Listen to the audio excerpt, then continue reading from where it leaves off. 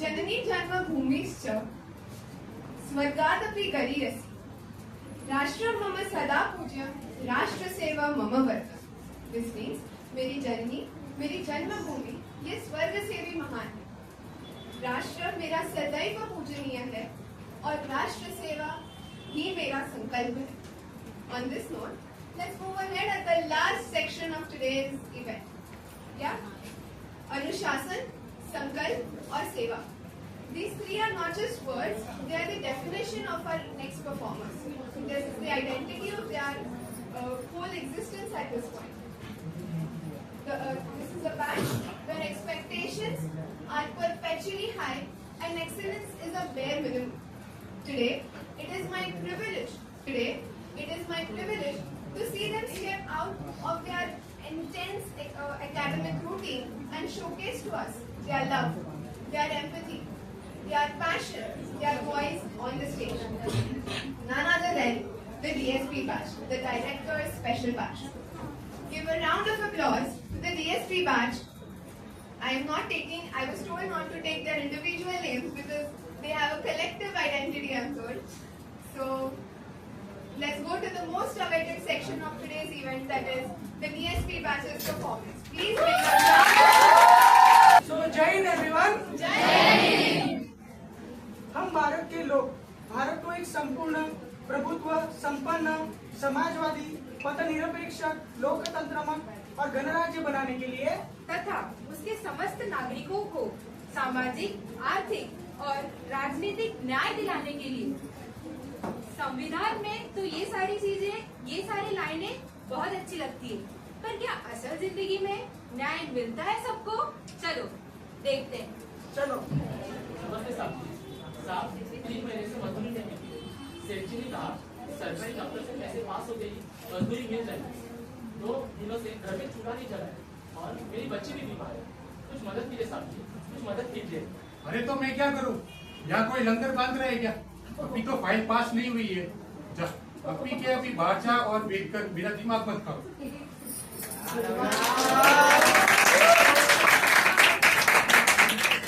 अरे सरकारी बाबू, इन गरीबों को क्या पता फाइल क्लियर करवाने में कितना टाइम लगता है।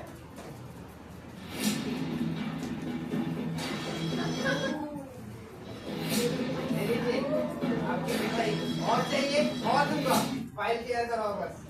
अरे जय जी, मैं आपके काम को कैसे रोक सकता हूँ? बस मिठाई मिल गई और आपका काम हो जाएगा। ये क्या साहब जी, सेठ जी का काम आपने 1 मिनट में कर दिया और मैं 3 महीनों से मजदूरी रोक के रख दिया। ये कैसा इंसाफ है? ये कैसा इंसाफ है अभी बताता हूँ। एकदम चुप। तेरे को एक बार बोला तो समझ में नहीं आता। जाओ ऐसे। ठीक है, मैं पुलिस के पास जाऊंगा, कोर्ट जाऊंगा। Police court.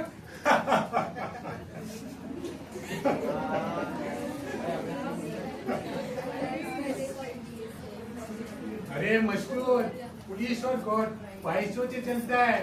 पैसा हो तो सब कुछ होता है, बस जेब गर्म होनी चाहिए।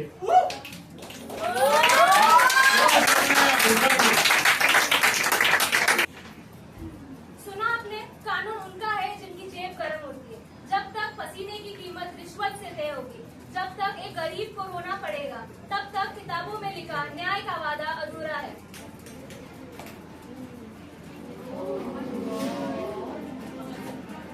रामू, मेरी ये लाचारी देखकर मैं आज स्तब्ध रह गया। मैंने 23 साल की उम्र में मैं, सुखदेव, राजगुरु फांसी के फंदे को चूम रहे थे। तब गले में कसी रस्सी का दर्द नहीं था, आंखों के सामने था बस एक आजाद भारत का सपना। हमने अंग्रेजों की हुकूमत इसलिए नहीं उखाड़ी थी कि किसी गोरे साहब की जगह ये देश के काले साहब रिश्वत के लिफाफे दबाकर इन गरीबों की किस्मत की कमाई, पसीने की कमाई खा जाए। इनकलाब का मतलब सिर्फ ये नहीं था कि झंडा बदलना। इनकलाब का मतलब था उन हर हाथों में मजदूरी जाना जो इस देश की नींव की ईंट रखते हैं। अगर आज भी किसी गरीब को उसकी बेटी के इलाज के लिए इन भ्रष्ट ऑफिसरों के सामने गिड़गिड़ाना पड़ रहा है तो ये हमारे देश की आजादी नहीं, अपने ही लोगों की गुलामी है। ए रिश्वत के सौदागरों, अगर देश का हर नागरिक, हर एक मजदूर अपना रोना छोड़कर अपनी मुट्ठी बांध देगा तो इनकी रिश्वत से भरी ये इमारत ताश के पत्तों की तरह बिखर जाएगी। लेकिन रामू, ये लड़ाई सिर्फ न्याय की नहीं है, ये है हक की, ये है उस एकता की जिसके लिए हमने अपनी कुर्बानी दी। और शायद वो कुर्बानी देनी भी ना पड़ती अगर सच बोलने वाली जुबानों पर ताले नहीं लगाए जाते। अभिव्यक्ति, विश्वास, धर्म, उपासना की स्वतंत्रता, यानी अपनी बात बेखौफ होकर कहने की आजादी। पर क्या सच बोलने की कीमत चुकानी पड़ती है? चलो देखते हैं। सर, आप ये स्टोरी छापने से क्यों मना कर रहे हैं?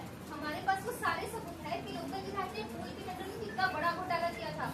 धीरे बोलने यार, धीरे। मुझे अपनी ऑफिस बंद नहीं करवा दी। नहीं छपेगी मतलब नहीं छपेगी खबर।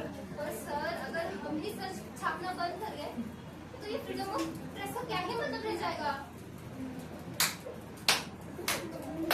क्या बात है, बड़ा क्रांतिकारी खून खोल रहा है। शर्मा जी, समझा लो इसे। जो आजकल ज्यादा सच बोलता है उनका क्या हाल होता है। आप मुझे धमका नहीं सकते, ये मेरा कॉन्स्टिट्यूशनल राइट है। अब बात में नहीं छाप सकती तो क्या हुआ? मैं ये स्टोरी सोशल मीडिया पर छाप दूंगी। स्टोरी?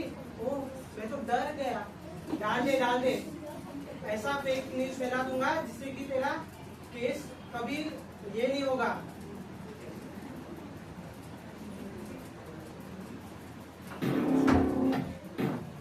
आप लोग सोच रहे हो कि नेहा ने हार क्यों मान ली, पर जब सच बोलने में ऐसी धमकियां मिले तो समझ लेना स्वतंत्रता जो है वो अभी भी ताकतवर की मुट्ठी में कैद है।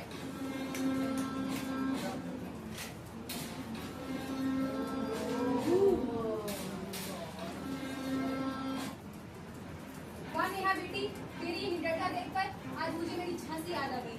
जब अंग्रेजों ने मुझसे मेरी झांसी छीननी चाहिए तो मैंने तलवार उठाकर कहा था मैं मेरी झांसी नहीं दूंगी। और आज ये गुंडे मुझसे तेरी सच बोलने की आजादी छीनना चाहते हैं। और ये कौन से कायर हैं जो धमकियां देकर सच बोलने की आवाज को दबाना चाहते हैं? अगर आज इस देश का नागरिक चुप रह गया, अगर आज सच बोलने की कलम झुक गई तो कल फिर ये देश किसी नई गुलामी की तरफ दब जाएगा। देखो नेहा बेटी, धंधा भीख में नहीं मिलती, इसे छीननी पड़ती है। अपनी आवाज को इतनी बुलंद करो कि इन भ्रष्ट नेताओं की सिंहासनें डोल जाए।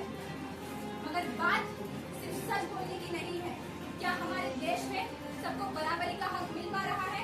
जरा देखो और सोचो। प्रतिष्ठा और अवसर की समानता, मतलब सबको बराबरी का मौका। पर क्या हमारे समाज में सरने और हैसियत के ऊपर उठकर टैलेंट को बराबरी मिलती है? चलो देखते हैं।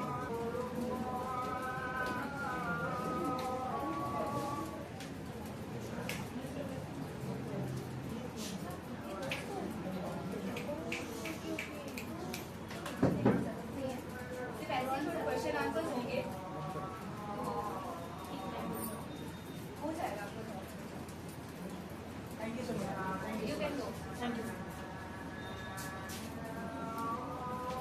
विक्रम भाई कैसे हो? अरे मैं मस्त हूँ, कैसा है? मैं मस्त। और कैसे गया इंटरव्यू? अरे ठीक ठाक ही गया, कुछ उल्टे सुल्टे सवाल पूछे बस। विक्रम भाई ज्यादा टेंशन मत ले, पापा की बहुत पहचान है। अरे तो अपना तो हो गया पिक्चर। असिस्टेंट नेक्स्ट नाम है किसका? अमित ना? हाँ प्लीज अमित को बुला लो। मिस्टर अमित, प्लीज कम।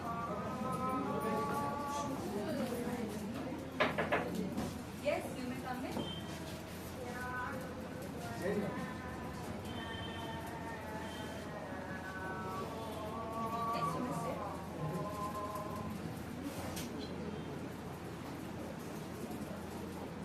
आपकी मार्क्स और आपके प्रोजेक्ट काफी इम्प्रेसिव है।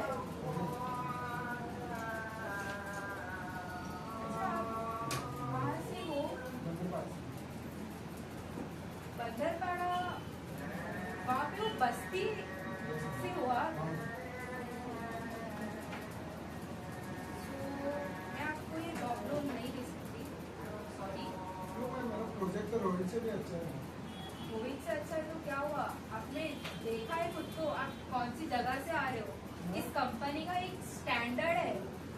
मैम मेरा काम पे ऐसे मुझे जज करना, जगह पे से मुझे जज नहीं करना। How can can you think कि इतनी अच्छी कंपनी में मैं आपको रखूं और बाकी सब क्या सोचेंगे हमारे बारे में?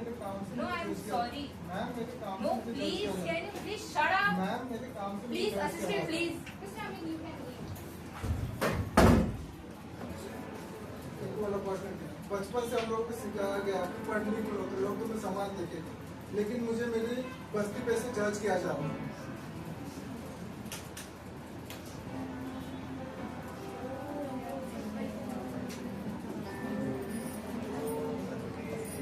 अभी ये तेरा रोना देख के मुझे आज भी लग रहा है कि आज भी इस देश में भेदभाव है। जब मैं संविधान लिख रहा था तब मेरा एक ही सपना था कि हर एक बच्चों को समान हक मिले। मैंने तुम्हें भी एक हक दिया था, पर इन कुछ लोगों ने उसे एक सिर्फ कागज का पन्ना बना दिया।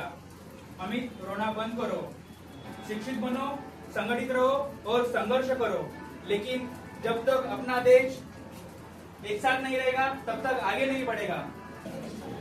उन सब में व्यक्ति की गरिमा और राष्ट्र की एकता और अखंडता सुनिश्चित करने वाली बंधुता बांधने के लिए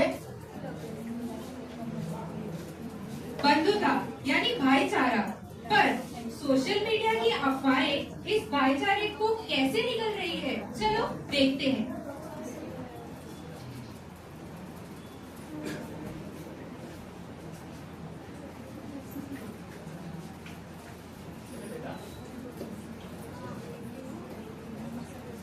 यो चाचा, दुकान बंद कर अपनी। तुम्हारे समाज के लोगों ने हमारे लोगों पर वहाँ पर पत्थर फेंके। आज तो तेरी दुकान जला कर ही रहेंगे। अरे बेटा, मैंने क्या किया? पिछले 20 साल से मैं चाय बेच रहा हूँ। तुम तो मेरे हाथ से चाय पीकर बड़े हुए हो। ऐसे अफवाहें व्हाट्सएप के झूठे मैसेज पढ़कर मोहल्ले में क्यों आग लगा रहे हो? चुप कर बेटे, कोई नहीं बचाएगा अब तुझे। अब तू गया। हटो पीछे, हाथ मत लगाओ मेरे चाचा। ए रवि, तू बीच में मत पड़। ये हमारे समाज का मामला है। ये समाज का नहीं, इंसानियत का मामला है। जब मेरे पिताजी हॉस्पिटल में थे तब इन्हीं चाचा ने अपना खून देकर उनकी जान बचाई, और तुम लोग व्हाट्सएप पे झूठे मैसेज देके यहाँ पे दंगे करने आए। निकल जाओ यहाँ से, निकल जाओ।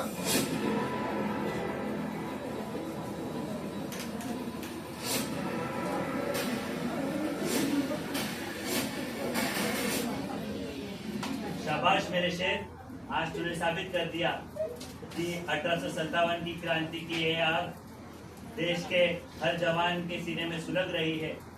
देखो इन साजिशों को।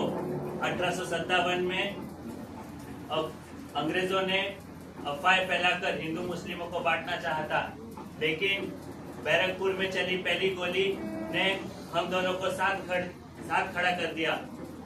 तब हर धर्म के वीर ने इस देश के लिए अपनी जान की कुर्बानी दी थी। आज भी वही साजिश हो रही है। अंग्रेज नफरत फैलाते हैं और गद्दार सोशल मीडिया के जरिए इस देश को आग लगाने में लगा है।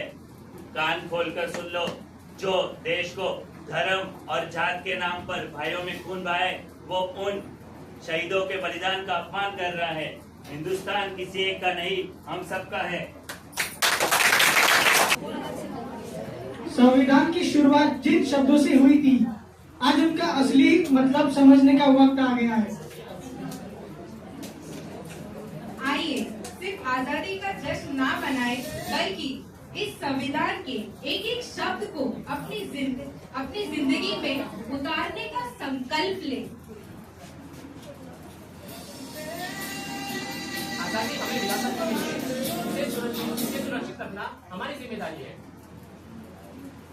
शहीदों के बलिदानों को व्यर्थ नहीं जाने देंगे। देश के एकता और अखंडता को हमेशा बनाए रखेंगे। उनका बलिदान हमारे लिए अभिमान है और हमारे नए भारत का संकल्प है। आजादी के वीरों को नमन, भारत के उज्जवल भविष्य को समर्पण।